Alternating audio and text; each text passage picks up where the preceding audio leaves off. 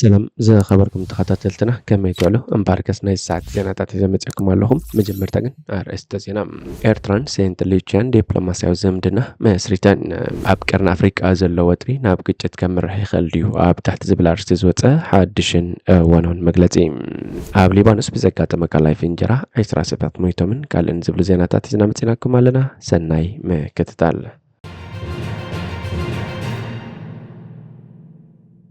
قرن أفريقيا زلو وطري ناب قجت كم رح يخلدو اب تحت زبلار استزوطة وانا مقلتي اب زبا قرن أفريقيا اب قلت تدربت مسحبات تمسريت وطرنا عرقا يخيد الله اتحده امونغو ايتيوبيان سوماليان زلو وطر خون كله اتخلاي دما امونغو قبطن ايتيوبيانيو امونغو سبسلطان منغستي ايتيوبيان سوماليان زقبر كوينات قالات بفلا بزحلف قربا سومنات الناقر دي متسألهم ازي دما قطتاو يخون بتزاوري قجت كسعب يخلي زبل سكفته فترو يركب اتسعب يسكات امونغو حلتات قبطن ايتيوبيان ناب سوماليا قجت كفتر دو يخون زبليوم سوماليا بعصر شدش مسكرم قلتشن إسران أربعتن ناب بين منغستا ودب مبرق أفريقيا إيقاد عبزل أخطر دبدابة اتتكال إدوغ حوز محتاتا من الباشا تواتري كزحل كم زغل يملكت سمينا بزباتهم بإسران شدشن حسا قلتشن إسران أربعتن ناب ساعتات مشت تاتوارن وتردوات نتعنا خلتنا فرتو قبتي أبرس ختما سوماليا مغالشو علي بن أبتا مساسال سومنكا حد زي منغستا مربب حبريتا سوماليا شح وتردوات قبتي ناب تاقر كم زعتون كلتين هاقراتا مسكرم حبرا وتردو لمدكا كايدا مدب كم زلوانن تسبتسبوم بعسر تخلت مسكرم كلتشن إسران أربعتن منستر قدات وطا سوماليا سراويت قبص اب سوماليا معسن بخمين كم زوافر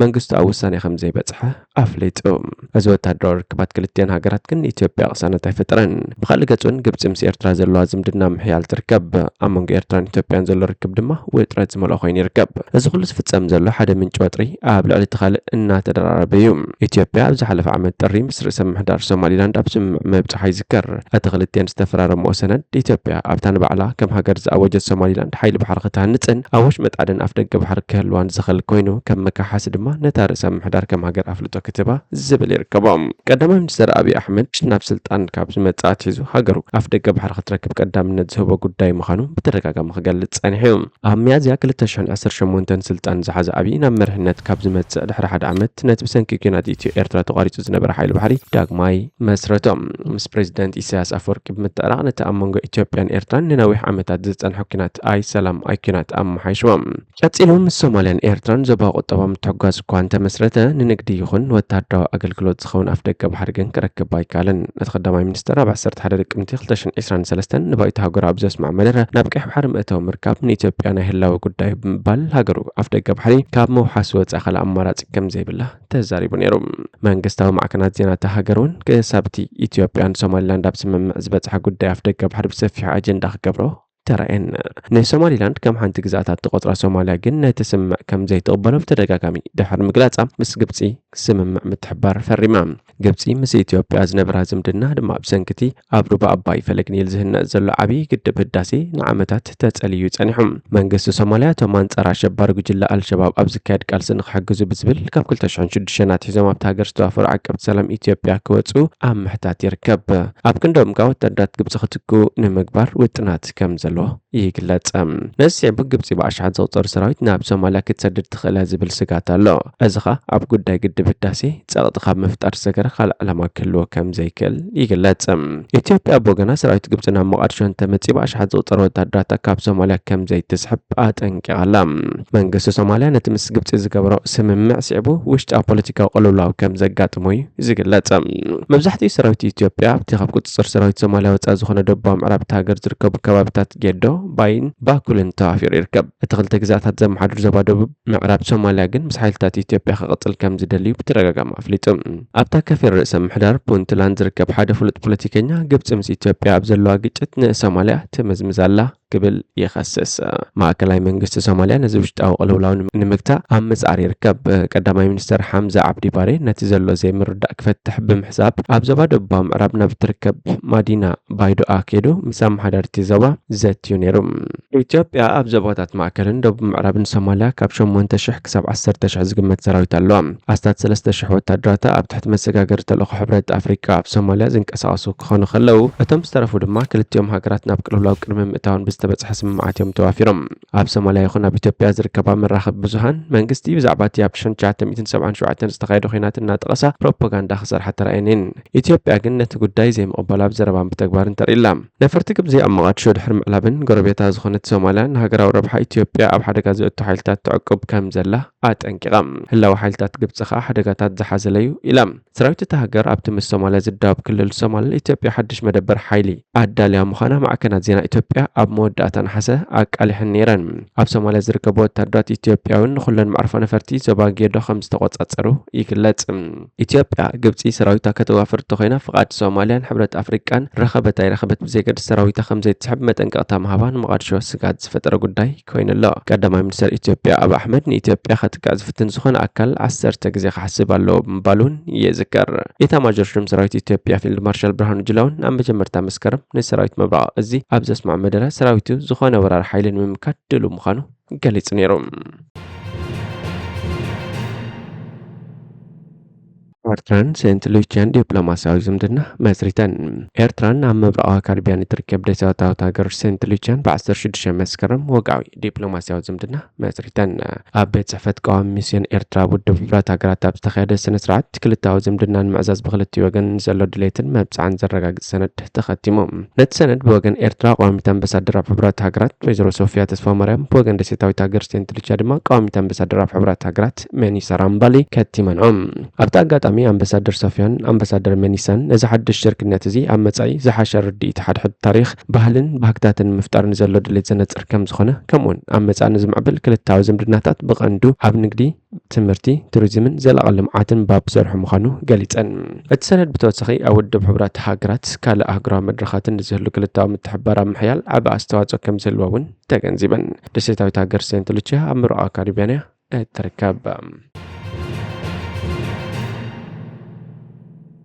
ሊባኖስ ብዘጋጠመ ካልኣይ ፍንጀራ 20 ሰባት ሞይቶም። ኣብ ሊባኖስ ኣብ ገመድ ኣልቦ መራኸቢ ሬድዮታት ብዝተፈጥረ ካልኣይ ማዕበል ፍንጀራ ብውሕዱ 20 ሰባት ከም ዝሞቱን ልዕሊ 450 ከም ዝቆሰሉን ሚኒስትሪ ጥዕና እታ ሃገር ኣፍሊጡሎ። ዕጡቕ ጉጅለ ህዝቦላህ ዝጥቀመሉ ዝነበረ ዋኪቶኪ መራኸቢ ሬድዮ ኣብ ደቡባዊ ከባቢታት ርእሲ ከተማ ቤይሩት ጎልጎል ቤካኣን ደቡባዊ ሊባኖስን ተፈንጅሩ። ገለ ካብቲ ፍንጀራታት ኣብ እዋን ስርዓተ ቀብሪ ካብቶም ኣብ ዝሓለፈ ሰሉስ ብዘጋጠመ ፍንጀራ ዝሞቱ 12 ኣባላት ህዝቦላህ ከም ዝተፈጸመ ሚኒስትሪ ጥዕና እታ ሃገር ኣፍሊጡሎ። ህዝቦላህ ነቲ መጥቃዕቲ እስራኤል ከም ዝፈጸመቶ ክኸስስ እንከሎ እቲ ሃገር ግን ዛጊድ ዝሃበቶ ሪቶ የለን። ሚኒስተር ምክልኻል እስራኤል ዮአፍ ጋለንት ሓድሽ ምዕራፍ ናይቲ ኩናት ኣብ ዝገለጸሉ እዋንን ክፍለ ሰራዊት እስራኤል ናብ ሰሜን ዳግማይ ኣብ ዝተዋፈረሉ እዋን እዩ እቲ መጥቃዕቲ ተፈጺሙ ዘሎ። ዋና ጸሓፊ ሕብረት ሃገራት አንቶኒዮ ጉተሬስ ብዛዕባ እቲ ብቕልጡፍ ዝሕንበብ ዘሎ ምዕባለታትን ከስዕቦ ዝኽእል ሓደጋን ዘጠንቀቐ ኮይኑ ኩሎም ወገናት ልዑል ምትህድዳእ ክገብሩ ፀዊዕሎም። ድሕርቲ ኣብ ጋዛ ኣብ መንጎ እስራኤልን ሓማስን ዝተገብረ ስግረ ደባዊ ኩናት ኩሉ መዳያዊ ግጭት ከይፍጠር ስጋኣት እናወሰኸ መፂሎ። ቀዳማይ ሚኒስትር እስራኤል ቤንያሚን ኔታንያሁ ድሕርቲ ብረቡዕ ዘጋጠመ ፍንጀራታት ነቶም ካብ ሰሜን ሃገር ዝተመዘበሉ 10,000 ሰባት ብውሕድ መንገዲ ናብ ገዝኦም ክመልሶም ምዃኑ ኣላኣቲሎ። ብኻልእ ወገን ሚኒስትር ምክልኻል እስራኤል ዮአፍ ጋለንት እስራኤል ሓድሽ ምዕራፍ ናይቲ ኩናት ትኸፍታላ፣ ማእከል ጽሕፈት እቲ ኩናት ናብ ሰሜን ይሰጋገር ኣሎ ኢሉ። ኣብ ቀረባ እዋን ኣብ ጋዛ ዝተዋፈረ ክፍለ ሰራዊት ናብ ሰሜን ዳግማይ ከም ዝተዋፈረ ሰራዊት እስራኤል ኣረጋጊጹሎ። ኢራን ዝድገፍ ህዝቦላህ ንሓማስ ይድግፍ ከም ዘሎ ዝገልጽ ኮይኑ ብእስራኤልን ብዙሓት ምዕራባውያን ሃገራትን ድማ ከም ግብረ ሽብራዊ ትካል ዝተፈረጀ እዩ። ኣብ ልዕሊ እስራኤል ዘካየዶ መጥቃዕቲ ደው ዘብሎ ድማ ኣብ ጋዛ ዝካየድ ዘሎ ውግእ ዝተዛዘመ ጥራይ ምዃኑ እዩ ዝገልጽ። እቲ ጉጅለ ቀጺሉ እንታይ ክገብር መደብ ከም ዘለዎን ሎም ሓሙስ ክገልጽ ትጽቢት ኣሎ። እቲ ሓያል መራሒኡ ሓሰን ናስረላህ መደረ ከስምዕ ምዃኑን ተፈሊጡሎም። ቤት ጽሕፈት ሚድያ ህዝቦላህ ድሕርቲ ዝተፈጸመ ካልኣይ ማዕበል ፍንጀራ ወዲ 16 ዓመት ቆልዓ ዝርከቦም 13 ዕጡቓት ከም ዝሞቱ ትማሊ ረቡዕ ኣፍሊጡ። ብተወሳኺ እቲ ጉጅለ ኣብ ደባትን ዝርከቡ ሓይልታት እስራኤል ዕላማ ዝገበረ መጥቃዕቲ ሮኬት ከም ዝፈጸመ እውን ገሊጹሎም። ሰራዊት እስራኤል ትማሊ ረቡዕ ዓስታት 30 ፕሮጀክት ላይት ካብ ሊባኖስ ከም ዝተወንጨፉን በረዓዊ ከም ዘለዓሉን ግን ዝኾነ መጉዳእቲ ከም ዘየስዓበን ሓቢሩሎም። ነፈርቲ እስራኤል ኣብ ደቡባዊ ሊባኖስ ንዝርከቡ ተዋጋእቲ ህዝቦላህ ከም ዝሃርማ ድማ ወሲኹ ጠቒሱ። እቲ ትማል ረቡዕ ዘጋጠመ ቀታሊ ፍንጀራታት ንህዝቦላ ዘዋረደ ክስተት ኮይኑ ሙሉእ መርበብን ረኻቢታቱ ብእስራኤል ተጠሊፉ ክኸውን ከም ዝኽእል ዘመልክት ክኸውን ይኽእል እዩ። ብዙሓት ሊባኖሳውያን በቲ ብሰሉስ ብዘጋጠመ ፍጻሜ ክሳብ ሕጂ ተሰናቢዶም ኣብ ቁጣዕ ከም ዘለው ተሓቢሮም። ትማል ረቡዕ ኣብ ስነ ስርዓት ቀብሊ 4 ግዳያት ዝተሳተፈ ጋንታ ቢቢሲ ኣብ ቤይሩት ዳሃያ እቲ ሃገር ከባቢ ሰዓት 17 ከቢድ ፍንጀራ ምስ ሰምዑ ኣረጋጊጾም። ኣብ መንጎቶም ሓዘንተኛታትን ህውከትን ምድንጋርን ተፈጢሩ ብድሕሪኡ ኣብ ካልእ ከባቢታት እቲ ሃገር እውን ፍንጀራታት ከም ዘጋጠመ ጸብጻባት ክወፁ ጀሚሮም ኣለዉ። ቀይሕ መስቀል ሊባኖስ ኣብ ደቡባዊ ከባቢታት ርእሲ ከተማ እቲ ሃገር ከምኡውን ኣብ ደቡባዊ ሊባኖስ ጎልጎል ቤካን ብዝተፈጸመ ፍንጀራታት ልዕሊ 30 ኣምቡላንሳት መልሲ ከም ዝሃባ ገሊጹሎም። መንግስታዊ ሃገራዊ ማዕከን ዜና ሊባኖስ ኣብ ሰሜናዊ ጎልጎል ቤካ ኣብ ውሽጢ ሓደ ድኳን ወኪቶኪ ብምፍንጃሩ ሓደ ሰብ ከም ዝሞተ ሓቢሩሎም። እቲ መሳርሒ ICOM V82 ብኢድ ዝእሰር VHF ሬድዮ ከም ዝኾነን ኣብ ጃፓን ዝነበሩ ኣፍራ ኤሌክትሮኒክስ ICOM ከም ዝተሰርሐን ኣመልኪቶም። እቲ ማዕከን ዜና ካልእ ICOM V82 ኣብ ወሰንቲ ኣብ ጥቓ እትርከብ ከተማ በዓል ቤክ ኣብ ዝርከብ ገዛ ከም ዝተፈንጀረት ሓቢሮም። እተን መራኸቢ ሬድዮታት ቅድሚ 5 ኣዋርሕ ብሂዝቦላ ከም ዝተዓደጋ ማዕከን ዜና ሮይተርስ ንሓደ ምንጪ ጸጥታ ሊባኖስ ብምጥቃስ ጸብጺቡሎም። ቢቢሲ ንኣይኮም ዓባይ ብሪጣንያ ብዛዕባ እቲ ጸብጻባት ርእይቶ ክብ ሓቲቱ እኳ እንተነበረ ንኹሉ ሕቶታት ሚድያ ኣብ ጃፓን ዝርከብ ቤት ጽሕፈት ፕረስ እቲ ኩባንያ ኣመሓላሊፉ። ቢቢሲ ንኣይኮም ጃፓን ርእይቱ ክብ ሓቲቱሎም። ምንጭታት ኣሜሪካን ሊባኖስን ንኒውዮርክ ታይምስን ሮይተርስን ኣብ ዝሃቦ ሓበሬታ እስራኤል ኣብ ውሽጢ እቶም ብሰሉስ ዝተፈንጀሩ ፔጀርስ ውሕድ መጠን ነታጊ ከም ዝተኸለት ሓቢሮም። እቲ ሓደ ኣብ ሆስፒታል ቤይሩት ዝርከብ ሓኪም ዓይኒ ንቢቢሲ ኣብ ዝሃቦ ሓበሬታ ብውሕዱ 60 ካብቶም ዝረኣዮም ሰባት እንተወሓደ ሓንቲ ዓይኒ ከም ዝሰኣኑን መብዛሕትኦም ድማ ኢዶም ከም ዝጎደሉን ገሊጹሎም። ምናልባሽ ከም ሓኪም ኣብ ህይወተይ እዛ መዓልቲ እታ ዝኸፈት መዓልቲ ክትከውን ትኽእል ድማ ኢሉ እምበርከስ ዝኸበርኩም ተኸታተልትና ናይ ሰዓት እዚ ዜናዊ መሰናዶ ናብ ዝፍጸም ሓደሽ ዜናታት ንምክትታል ሰብስክራይብ፣ ሼር፣ ላይክ፣ ኮሜንት ምግባር ኣይትረስዑ ኢኹም። ሰላም